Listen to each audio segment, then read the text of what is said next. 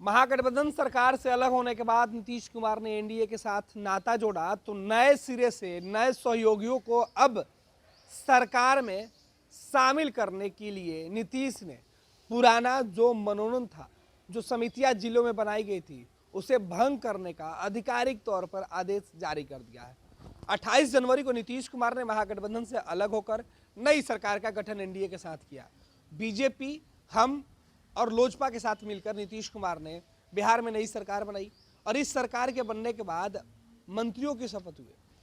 लेकिन जो पुराने मंत्री बनाए गए थे, हर जिला के जो प्रभारी मंत्री बनाए गए थे, वो खत्म हो गए थे, अधिसूचना नहीं निकली थी। लेकिन बीती रात नीतीश कुमार ने अधिसूचना निकाली। सभी जिलों के जो प्रभारी मंत्री थे उनका प्रभाव खत्म कर दिया गया, उनको तत्काल प्रभाव से हटा दिया गया। हालांकि वो टेक्निकली पहले ही हटे हुए थे, क्योंकि जब नई सरकार बन गई थी तो नए सिरे से लोग मंत्री पद की शपथ ले रहे थे, नए लोग मंत्री बन रहे थे। लेकिन इस बीच जो जिलों में सभी पार्टियों के नेताओं को जगह दी गई थी, 20 सूत्री सदस्य बनाए गए थे, उनमें राजद और कांग्रेस, जेडीयू, वामदल के लोगों को शामिल किया गया था। उन सभी लोगों को अब अपदस्थ कर दिया गया, उन सभी लोगों को हटा दिया गया और इसकी जो आधिकारिक तौर पर ऐलान भी कर दिए गए हैं। ये सूची निकाल दी गई है। नीतीश कुमार ने आखिरी दाव चला है चुनाव के पहले उन नेताओं को लाभ देने के लिए, उन नेताओं को एक बार फिर से अपने पाले में करने के लिए जो एनडीए सरकार से, नई सरकार के गठन के बाद अपने हिस्सेदारी के इंतजार में जिलों में जो लोग थे, क्योंकि इसके पहले जब महागठबंधन की सरकार बनी थी उस वक्त जिन लोगों को जगह दिया गया था उसमें कई ऐसे चेहरे थे जो राजद के थे, कई ऐसे चेहरे थे जो कांग्रेस के थे, वामदल के थे। हालांकि जेडीयू के जो लोग थे वो अभी भी आगे रह सकते हैं, लेकिन सरकार बदलने के साथ ये टेक्निकली प्रॉब्लम होती है कि जो लोग पुराने होते हैं उनको हटाना होता है। और यही वजह है कि नई तरीके से अब अधिसूचना जो है वो जारी कर दिया गया है। लेकिन हर जिले में जो प्रभारी मंत्री नए बनाए जाएंगे वो तब संभव है जब नीतीश कुमार मंत्रिमंडल का विस्तार करें। जो मंत्री उन्होंने बनाया है उन मंत्रियों का विभाग वो बांट दें। सरकार चाहती है कि फ्लोर टेस्ट पहले करा लें। जाहिर सी बात है कि अगले कुछ दिनों तक जो जिला के प्रभारी मंत्री थे वो नहीं रहेंगे। जिला के अंदर जो समितियां थी, उनके जो सदस्य बनाए गए थे, वो सभी सदस्य फिलहाल हटा दिए गए हैं और एक और अधिसूचना आ सकती है।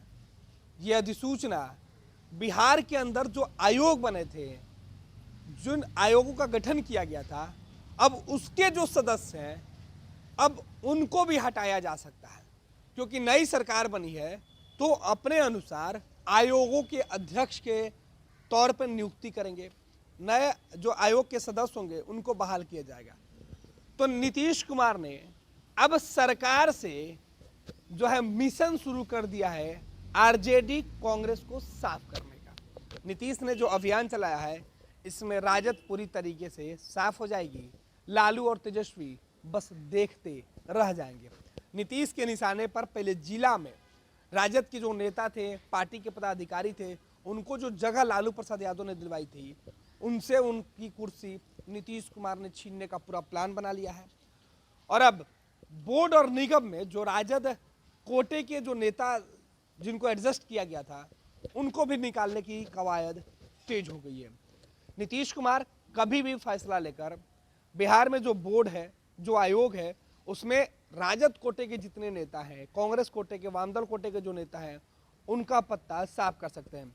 इसमें कई चर्चित नाम है। जैसे एक नाम सबसे चर्चित है और सबसे ज़्यादा सुर्खियों में रहने वाला है लालू प्रसाद यादव के हनुमान कहे जाने वाले भोला यादव का। भोला यादव बिहार संस्कृत बोर्ड के जो शिक्षा परिषद है वो उनको अध्यक्ष बनाया गया है। वो राष्ट्रीय जनता दल के हैं और महागठबंधन की सरकार थी तो उनको ये पद दिया गया था, लेकिन अब उनकी कुर्सी छीन ली जाएगी। नीतीश कुमार उनको अपदस्थ करेंगे। जो बोर्ड, जो निगम उन्होंने बनाया था, जो समितियां उन्होंने बनाई थी, वो सब भंग होगी। शुरुआत हो चुकी है। पहले जिलों के प्रभारी मंत्रियों के जो लिस्ट बने थे वो भंग किया गया और अब नीतीश कुमार बीजेपी के नेताओं को एडजस्ट करने की कोशिश करेंगे और नए सिरे से ऐसे नेताओं की सीधे तौर पर मनोनयन किया जाएगा। यानी नीतीश का जो मिशन है कि सरकार से राजद कोटे के लोगों को बाहर करने का वो अभियान शुरू हो चुका है। देखना है कि अब लालू और तेजस्वी क्या करते हैं। पनोरमा ग्रुप, जो सोचता है वो करता है। ये लो, मुंह मीठा करो। आज मैंने अपना जॉब छोड़ दिया। अब हम पूर्णिया वापस जाएंगे। जॉब छोड़ दिया है? मतलब ये घर कैसे चलेगा? हम करेंगे क्या? और माँ बाबूजी क्या बोलेंगे? इसलिए मैं एक और मिठाई का डब्बा लाया। अपने बिजनेस के लिए लोन अप्रूव हो गया। अरे लोन अप्रूव हो गया वो तो ठीक है, लेकिन पूर्णिया में हम रहेंगे कहाँ? अपना घर भी तो नहीं है वहां। इसलिए तो एक और मिठाई का डब्बा अलग से लाया हूं। हमने पूर्णिया में घर ले लिया है, पूर्णिया के ई होम्स पैनोरमा में। पूर्णिया में पैनोरमा ग्रुप लेकर आए हैं ई होम्स पैनोरमा। बड़ा घर, आलीशान जिंदगी और अत्याधुनिक सुविधाओं के संग। अरे अरे, अब क्यों मुंह मीठा करवा रही हो? क्योंकि हम घर वापसी जो कर रहे हैं।